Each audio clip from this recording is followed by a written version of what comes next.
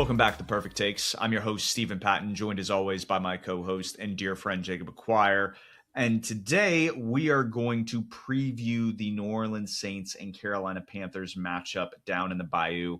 Hopefully we'll be able to kind of get our lick back. But before diving into that, I think it's very fitting since we're well past like the half season mark. We kind of understand how the playoff picture is setting out to be in both the AFC and the NFC.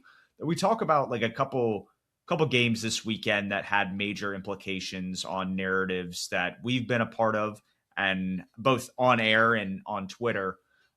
Jacob, do you want to kick this section off? This is definitely onus on you, since I think my phrasing during the offseason was you were digging your own grave, and clearly the opposite has occurred. Yeah, thanks for the introduction there. So, as you know, the Broncos won this week and the Chiefs lost. And mathematically, we're both math people. That was a big focus of our college degrees. That means that the Chiefs cannot win the division. And so I went downstairs after the game, went out to the tool shed, and I was looking for the shovel because I was trying to dig my own grave, right? And I was like, where's the shovel at?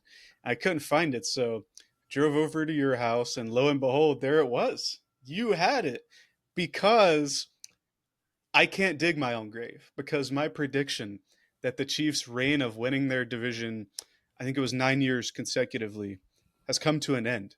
And it's not a I was right kind of thing, because I feel like when you look at how the Chiefs won last year and the last game they played, the Super Bowl, it was pretty obvious that they weren't an elite team anymore. I think we need to inspect how we got here, right? And obviously, the Broncos won this past weekend. They're up to 11 wins now, right? They haven't clinched the division yet, because the Chargers can still get there, because the Chargers have beaten them. But the Chiefs lost. They went down to 6-7. No joke there. I'm not doing the hand signal.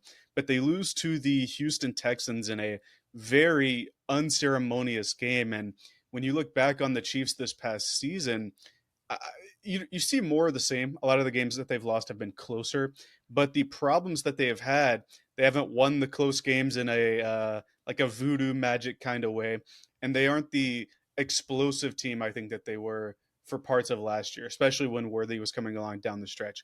This game in particular was bad, right? You have a couple of bad interceptions. Some of them, I'll say most of them, were not necessarily on Mahomes, but a lot of the stuff you saw from the, let's say, 2018 to 2023 Mahomes isn't there anymore. And part of it is the offensive supporting cast, like the receivers. Travis Kelce was horrible in this game. He had multiple drops on that last drive. One of them culminated in a pick. And I think Andy Reid just doesn't have the juice anymore. Like last year, he was able to bring some stuff in the playoffs, like the RPOs against the Bills that caught him off guard. But this season, outside of farming some of the bad teams, it's been it's been pretty bad. And like I want to gauge your opinion on the Chiefs now that they cannot win the division anymore. They can still make the playoffs because they have games against the Titans and the Raiders that they probably should win, but they also still have the Chargers and the Broncos. What do you think is the issue for the Chiefs this season, and will they still make the playoffs knowing that the Colts are probably going to slide out now that Phillip Rivers is one of their quarterbacks? How are you gauging the Chiefs this far into the season now that they've officially been eliminated from winning the AFC West? I think this 5-game stretch was a little surprising. I mean, you go 1-4, but you look at the point differential of this team, and it's still really impressive. I think it's a plus 60, probably around like 65 right now. And when you're looking at a point differential of that, and you are sub 500, it is kind of, especially like coming off the success they've had in previous years, a little disappointing. But when you look at the point differential they had like last year, it was a lot closer to like 0. So I think the way that this team has been performing, you're obviously in a lot of close games against a lot of better teams, which is what you want to be, and you're blowing out the bad teams. So like you're right there on the precipice of where you want to be, but where you were undefeated in these one score contests last year, you're almost like unable to win in those situations. You can't close out games down the stretch. And I think that's on Andy Reid. I think that's on Patrick Mahomes. I think it's on some of the supporting cast pieces. I mean, Xavier Worthy, as much as he was hyped up to be this guy that could stretch the field, he hasn't really been that vertical threat in the offense. And because of his size, they haven't been able to use him in the run game and to disguise other things in that offense. Rashee Rice has been good in stretches and has come alive since his suspension. But going back to the Kelsey point, I just think him and Mahomes' connection has kind of deteriorated as Kelsey's body has deteriorated. And I think the interception that kind of came off his hands, it was a ball thrown behind him, and it's difficult to adjust. And clearly there were 2 or 3 Texans right there in the area, so they were prepared for him to be the targeted guy. So you can put this on a lot of different things. I think if they're able to look at themselves in the mirror and clean up some things, there's no reason why you can't go on a run here. Obviously, you have to win out. Obviously, you need the Chargers to have some luck, or bad luck go their way, kind of Charger down the stretch, if you will. And I think that's possible. You can sneak in as the 7th seed, but moving forward, I think it's really about getting the offensive line healthy, because I think that's what hurt him mostly in the Texans game. You look at like the game script, Harrison Butker misses like a 40-yard field goal before half.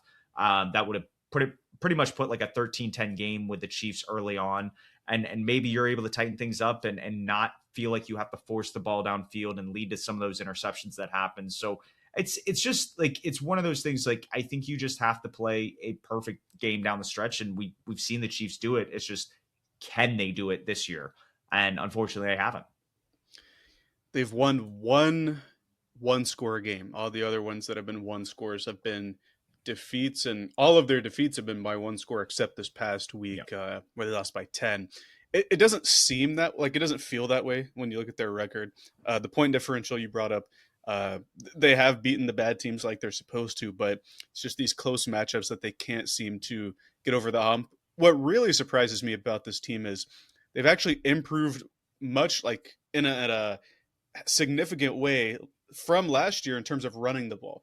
I think Kareem Hunt's been a much better player this year than he was last year, but still the offense, or the team as a whole, hasn't been able to coalesce and get those close wins. And when I brought it up last year, a lot of close wins, like a false start that ran the game out, like that ran the clock out, a blocked field goal. Those aren't gonna. It's not regression as much as you're not going to get those significantly lucky plays anymore. I just think the stark thing is, even when you take that away, they're still much, much worse in the one square games this year. And that has to change. I don't know if it's an Andy Reid thing or what, but the one thing I do know is this team does need a significant talent upgrade at some key positions. Like, the receivers have been good, I think. Not great. And you expected them to be great. Worthy, Rashee Rice coming back. You obviously still need help along the O-line. Trading Joe Thuney instead of trading Trey Smith continues to be one of the worst decisions we've seen all year. Thuney is going to be another All-Pro this year with the Chicago Bears. So hopefully they're able to get it back on track. I'm not quite sure what the fix is, but it is just crazy to see that the Chiefs aren't going to win the division. They probably still will make the playoffs, though, if I had to bet on it. We have to see it. So these two upcoming weeks, I think, are the biggest litmus test. You have to beat the Chargers, and you have to beat the Broncos. Well, actually, it's not the next two games for them, but it's Chargers, Titans, then they play Broncos, and then Raiders. So you got to win the next three. I think if you do that, you feel confident about where you're at as a team. Because again, if you finish with 10 wins and you're on the doorstep of the playoffs, even if you miss it as the 8th seed, I don't think that's where you want to be. But at least you're ending the season on a high note. And I think that's really should be the mantra right now for this team, is like, finish strong, go in the next offseason where it's like, hey, let's get another couple pieces on the offensive line, maybe find another wide receiver, tight end, like weapons, and take another stab at this. Because again, this is a offense that's borderline top 5. It's an average defense. This is what we've seen during the Mahomes and Reid era. It's cleaning up the detail work so you can pull off those victories in the end. And I know, like, some of it, like you said, is a fluke, but there was a lot of film study for the blocked field goal they had against Denver in 2024 and some of that. It's just, you want to make sure that the preparation that you had all those years is starting to come back so that you can use those as an edge. For sure. The last note on the Chiefs is they currently sit 2 games behind the Texans, who are the 7th seed, and all of the wild card teams have the tiebreaker on them. So it's definitely an uphill battle, but I think they can still get there if things break their way. The other game that I wanted to bring up, and This is the NFC game you alluded to. The Chicago Bears coming into the week were the 1 seed, I believe, in the NFC, courtesy of us beating the Rams last week. They go into Lambeau and lose to the Packers. Caleb Williams, throws a game-ending interception on 4th and 1. He just didn't see the corner, undercut the route, and they end up losing that game. I saw a lot of sentiment prior to that play on social media that this was one of Caleb Williams' best games, if not his best game as a Chicago Bear. He was doing all the right things, making the plays, extending plays. And it wasn't a lot of yards. It was still under 200 yards. He had 2 touchdowns and an interception. But then I saw a statistic that said Caleb Williams had play action on his dropbacks. I think it was 65% of his dropbacks, which is the most ever in since it had been measured. So it was like since 2003 for a quarterback. So my question to you is, as the Bears lose this one and we move on to a more contested NFC North, was it a Caleb Williams masterclass or was it more scheme success? And if it's the scheme success part, how is that going to translate to their remaining games? Because they can still win the division. It's going to be close, but they have to beat Cleveland, which they should beat this week. But then they have Green Bay, San Francisco, Detroit. So what's the outlook for the Bears and Caleb Williams for the rest of the season? Because I still think they'll make the playoffs.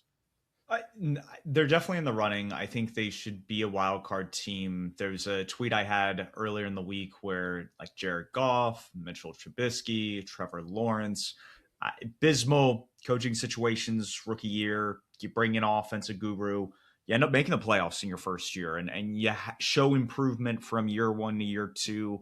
Kind of get the fans all hyped. And going back to your point about Caleb Williams, it's shocking that I think what I saw across my timeline is a lot of people said his second half was really impressive, but the first half was honestly garbage tape. Like that's the kind of like stuff you flush. I start 0 and 6 completion wise, and obviously like some of this are like throwaways or receivers dropping passes, but a lot of this is also on the quarterback just not able to make accurate throws. And to your point about play action, he needs these windows to where he can throw some of these darts, or he needs to be on the run to his right to throw an absolute dime to a tight end or a wide receiver. And so like that worked out in the second half. That's how they got back in the game, the dime to Cole Kmet, and then shortly after Olamide Zaccheaus. But as the game wears on, you look at the play design that where he throws the interception, and that's pretty much game. I know he comes across late, but understanding that all the flat defenders are closing on DeAndre Swift, and you don't feel comfortable threading that needle, to just give DJ Moore a second to get open. And if the linebacker follows him, you have Olamide Zaccheaus right behind him. And it's just understanding how progressions work in there and not trying to force that ball. And I think it's just so much as Caleb is relying on the system, and it's because he's not fundamentally sound. Like this is a guy that was all praised for his ability to do things out of structure, but so much of what the NFL asks a quarterback to do is in structure, and that is what he's struggling with this year. And if that doesn't get cleaned up, I think it goes back to your point about Ben Johnson kind of giving Caleb Williams crutches. And if that doesn't sound familiar, I thought that was Jared Goff with Sean McVay all those years early on before they traded for Matthew Stafford. So I don't know if that's the end result. I think Ben Johnson has been the real deal in Chicago, but Caleb Williams has definitely not been the drop back passer that this team needs to kind of take them to the next level. And I always wondered if that was going to work because in college he wasn't that either. He was the creator. And when you're not able to or let me put it this way, when you're not in structure playing at a high level like Goff is. Goff's not a creator. He's a very good structure QB. He just has athletic limitations, right? When you're not able to play in structure and feel the need to create, maybe is the way to put it, I'm not sure that marriage is ever going to work. And despite them winning 9 games, I think that their DVOA for the what was a 9-3 team coming into this game was the lowest ever. They had a pretty poor point differential as well, if I'm not mistaken, and a lot of that was negative for a team that has a winning record. I think it's like a negative point differential. Like it's kind of sad. If it isn't, it's very close. But you got to remember that week 2 game they lost by 31. Right, Detroit beat them 52-21, and then they lost by 14 to Baltimore. I think that was a Tyler Huntley game.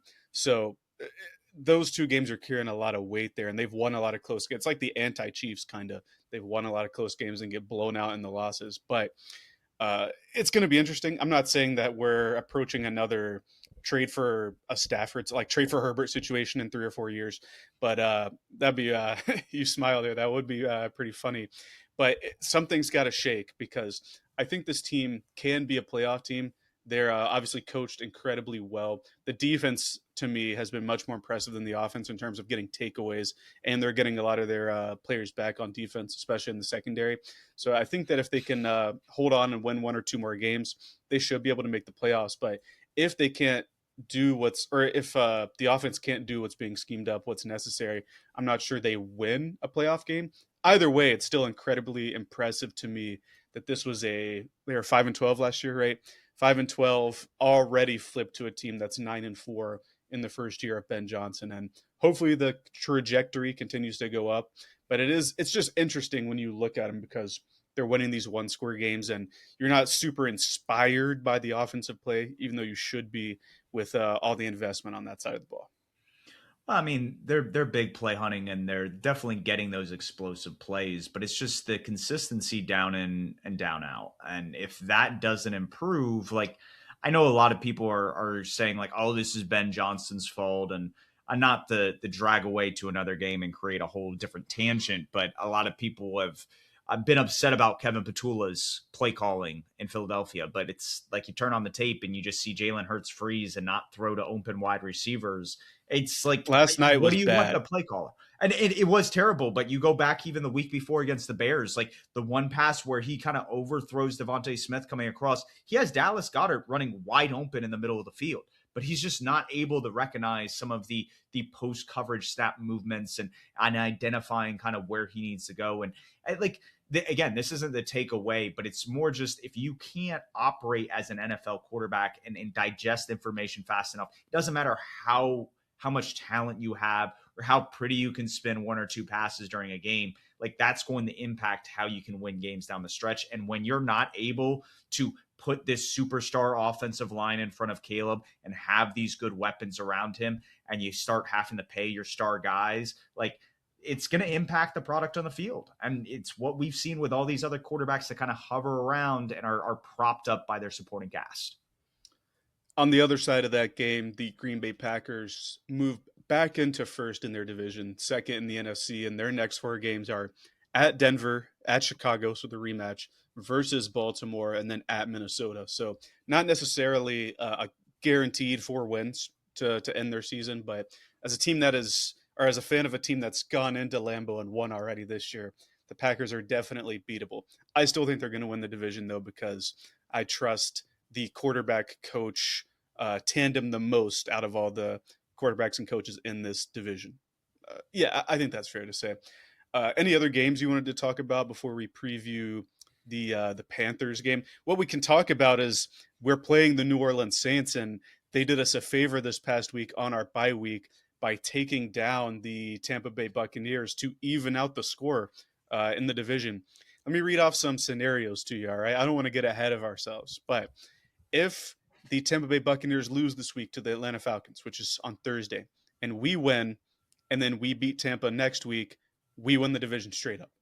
If we beat Tampa in both games, and regardless of what happens, we win the division straight up.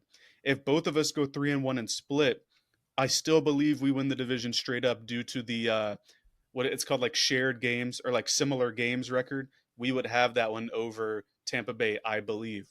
There are a lot of scenarios in which Carolina can win this division, but it starts this week by taking care of a team that we should have beaten in a game where you and I were at the stadium. Except we didn't take care of business that game. We got too glued in on the run, and Bryce Young threw just a horrific interception. It was a late third quarter, early fourth quarter, and we lost that one. So, what are the keys to getting our lick back against the Saints this time? Because over the last 5 weeks, their defensive EPA per game allowed has been top 5 in the league. So, how are we going to attack them differently this time? Well, I think how we approach short yardage situations are going to be huge. The Buccaneers obviously ran into a stone wall last week against the Saints in some of those situations. And when you look at what we did against the Rams, I think the mindset of not not looking to just pick up the first down, the look for the kill shot. And I think sometimes the defense isn't ready for that. And obviously, because that's how we responded in short yardage situations, they probably have a wrinkle to address that. But that's where it's you need to continue following with that stride of thought and have layers built into that for Bryce Young in this offense. I don't think you can desert the run game. I think that is something you can still lean into. They do have bigger defensive ends. I don't know if we're going to have necessarily just like this prowess of being able to run to the outside as we have sometimes. So it's just understanding where you have your matchups and winning those. And on the defensive side, I mean Tyler Shuck, he played an excellent game against us in Carolina and just played a really good game in Tampa Bay.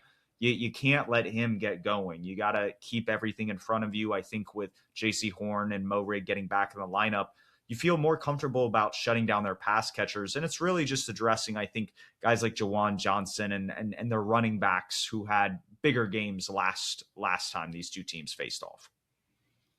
Tyler Shuck did have a great game this past week. He had 2 rushing touchdowns, I believe, and both of Yeah. them were 20-plus yards, if I'm not mistaken. Another rookie QB that had a good game was Shedeur Sanders. We kind of talked about that before hopping on. 4-touchdown game. They lost that one in the battle of the rookie QBs in Tennessee. But to get back to the Saints game, they did handle business against Tampa, and I, I don't want to say it was Tampa beat themselves more, but I think that there are a lot of plays, a lot of instances where Tampa left stuff on the table. We can't do that this week. We need to play like we did against the Rams, going for the kill shot, like you're talking about on 4th downs, like we did against LA. Being not sound defenders, but opportunistic defenders. Now that we're getting a lot of our defensive players back in the secondary and in the linebacker unit, being more sound there. Uh, I really think the key is getting the run more involved, like you're saying. Rico Dowdle just got stonewalled the last game he played. Outside of that opening scripted drive in which he still didn't run super well, it's just we converted 3rd downs, and there was a 3rd down where Bryce threw an interception, but I think he got face masked that we were able to move the chains there. We had to be more fundamental. We had to be more sound and just more complete, right? The last time we played in this stadium, the result was, what was it, 47-10 or something? 47-7? We haven't in the Bryce Young era. We have not won down in New Orleans. So this is another chip you got to put on your shoulder. It's like, hey, Yeah. we've already lost to them. We've never won down in New Orleans. And yes, you're absolutely right. The last time was Dave Canales' first game, and we got absolutely obliterated. I was trying to think of the other time. That was the Mingo run backwards at the 2-yard line game. That was No, Bryce's second game. I I think that think was was that in that the Carolina? that was in Carolina. That wasn't the Oh, one okay. down in New Orleans. I think the Mingo actually got. I think he had a couple shots where, like, if he had been hit accurately, a couple deep balls. But I'm not exactly sure the one in New Orleans. That wasn't as big a blowout in his rookie year. Gotcha. But obviously last year, a horrible, horrible game there. And I think we're at the point where the Panthers were actually our favorite in this game, and we're 0-1 as favorites this year. But the the the media, the sports fans, NFL fans, the league thinks we should be winning these kinds of games. And I think the big key here is the last time we played the Saints after the game, we heard from a lot of players like, we didn't take practice seriously that week. We didn't do everything we should have been doing like we did against the Packers the week before, or against the Rams, or against the Dallas Cow. Like, they weren't fully locked in. That was also when Victory Mondays came back. I don't know if that has anything to do with it, but you have to be fully locked in. You have to be multiple, running and passing the ball. And I think that when you look at how the Saints play right now that it's down to like Chris Olave, Devon Vele, Mason Tipton, I think is their third receiver, Juwan Johnson, you have to be with all of them all over the field. We can't have JC falling down, or whoever the corner is falling down on 2 touchdowns in this game. And maybe because we're in a dome, that might not happen. But you just have to play sound football, because if we play our game, this is a rare time that we can say this right now, we are the better team at almost every level. And so if we play our game, we should walk out of there at the win. I don't want to jinx it yet, but that's what you have to do. Be on your I mean, P's and Q's. their 2 touchdowns came against J.C. Horn, and I mean his dad played for New Orleans. I mean that Mm-hmm. stadium, that area has, I think, a lot of significance to him. And so with that in mind, I think he'll definitely have a huge bounce back game. And it's if he was the guy that was targeted, and you don't feel comfortable throwing the ball to anybody else, I feel like there are opportunities to be made and definitely put your impact compared to what it was the last go round. Well, and I think the encouraging thing I'll say is we didn't have JC last or 2 weeks ago. We didn't have Trayvon Merrick, and we still came away with 2 interceptions, right? So if the second tier guys there are able to take the ball away, how good can we be when the first tier options are there? Hopefully, we end up with a couple takeaways. We get a resounding win. The thing that I like the least about this game is that it's at 4:25 instead of at 1 o'clock. So not only did we have to wait an extra week with the bye week, we have to wait an extra 3 hours and maybe 20 minutes, 25 minutes, and some change to be able to watch this game. But I think we're getting into takes territory, unless you have anything else. That's all I'm going to say. Thank you last week to the Saints, but it's back to being the Aints. We gotta put them in their place, like we did the Falcons already this year. We swept them. It's time to we can't sweep the Saints, but it's time to get our get back in this game. Okay. So what's exactly the we get our lick back? No, like I'm still formulating my exact take. I'm saying like I want to Oh, say thank you to him for this past week, but that's yes, over with. yes. That was Yeah, over no, with at yeah, no, no. 4 o'clock We're on Sunday. okay. Okay, I thought we were like building up to a crescendo, so I was a little lost with that ending there. But no, I definitely think you want like the opposite to happen. But again, it goes back to Kellen Moore, Brandon Staley. Like, how well do they know what you want to do as a coaching staff, and are you able to kind of have like a ability to counter? I think that's really just like finding that counter punch, and we've seen it with different wrinkles throughout like the last few weeks. Does Dave Canales have that in his bag? And I think that's what it comes down to. Um, I remember hearing on another Panthers podcast where it's like you hear sometimes it's like, oh, we had a bad practice, and then they come out and they play great, and so it's just like I don't want to put too much onus on the build up for that game. It's more just like go out, do your job, take care of business so that this home stretch can be about like finding a way to make the postseason, because I think that's special for this team if they're able to do that. For sure. I think I've come to my take now. While you were talking, I was able to formulate it there. Well, And do we want to talk about last week's take with I think it was what the Dallas Cowboys would win by 10 yeah, points. I said Dallas would win by 10. I obviously meant Detroit. Like I got them mixed up, and Yeah, so that's I mean they both obviously what start with happened. D, so I get it. Yeah, I get it. yeah, that's a pretty common misconception. But no, Detroit absolutely took care of business. I thought that since Dallas they had a lot of their defensive pieces back, I thought they'd be able to counter a lot of what Detroit was able to do. I also didn't anticipate Amon-Ra St. Brown playing because it was the short week, or it wasn't a short week, but because they played on Thanksgiving. But he had a significant injury, it looked like, but he did end up playing. It's not an excuse. I got that one wrong, first and foremost, but I expected it to go another way. This take is also going to be centered around points, I'll say. I think New Orleans will not score more than 14. I think that our defense is really going to lock in. We have had 2 weeks. Well, not only are we getting the players back and getting people healthy, but we've had 2 weeks to circle this game and prepare for it. Whereas the Saints obviously are going about it as if it's a regular week. They only have 1 week. We know what they've done before. We have the tape on them. The defense should be very dialed in. I don't think they're scoring any more than 14 points. And obviously, they could get a return touchdown or something to skew that. But I think just straight up, 14 is the max they're going to hit. 14 is the max. So it looks like the over under is set around like 39, 40 and a half, kind of like that range. So that's inferring if like the Panthers like 24-14, you're probably going under. I would assume, because I don't know if the Panthers win by necessarily like this onslaught. Maybe we do pour it on down there in New Orleans and have ourselves a party on Sunday. But I I think leaning into this perfect take for this week, the objective here is to play better than you did last game. And I think the onus goes on JC Horn. And I think he responds where he allowed 2 touchdowns. I think he gets an interception. And I think that changes the tide. I think that's one of those momentum shifters where he brings his A game and he's able to make an impactful play that leads to a Carolina Panthers win. So the take is simply JC Horn gets an interception, but I do think that leads to the Carolina Panthers being triumphant on Sunday. But knowing our luck and the roller coaster of this season, We'll find a way to get embarrassed on Sunday. We'll win a good game against Tampa Bay.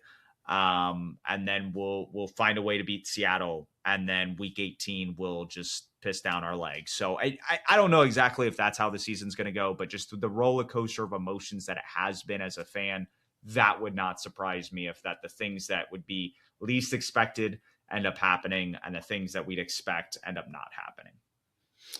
Absolutely. After beating the Rams, I don't fear any team, to be honest. But then I felt that way against the Packers, and then we come back home and lose to the Saints, right? So expect the unexpected is what I've learned this season. Last time we saw JC Horn, he had 2 interceptions. So I think an interception is fair. You're also going against a rookie quarterback, a rookie head coach. I think Kellen Moore's done a phenomenal job this season, but there are things you can find with lesser experienced coaches and players at their respective positions. Although Tyler Shuck is pretty experienced because this will be year 8 of his college plus NFL tenure. But I like that one. I hope JC Horn gets a pick. Maybe he hides the phone in the goalpost to pay homage to his father there in New Orleans, but we will have to see. Were you going to respond to that one, or it looked like you Oh were? no. The The phone thing. Oh, phone okay. thing. I was about to say, it was like the only thing that was on my mind. I was like, the way fines work now, he get fined like $75,000, which is like a brand new Yeah, car, like with all the bells and whistles kind of situation. And it's just absurd. It's absurd, the fine situation. But yeah. it is absurd. What I'll say is there's a good thing he signed a $100 million deal prior to this season. I don't think it kicks in until next season, but it's a good thing he signed that one in case he feels the need to incorporate a fine into his interception pick six celebration, if you He'll talk will. to his financial advisor and be like, how Yeah. much is this gonna hurt in the long Yeah. run? Yeah, he'll do that right after he calls his dad and says, "Watch the TV. I'm doing the Joe Horn." But I think that's going to be it for us. Hopefully next Tuesday we're here talking about playoff scenarios or how we could get there after we get this win. But until then, we got to get this win. We got to take care of business. And you can find us on Twitter, Apple Podcasts, Spotify, wherever you get your content. And for the 7-6 Panthers, keep pounding.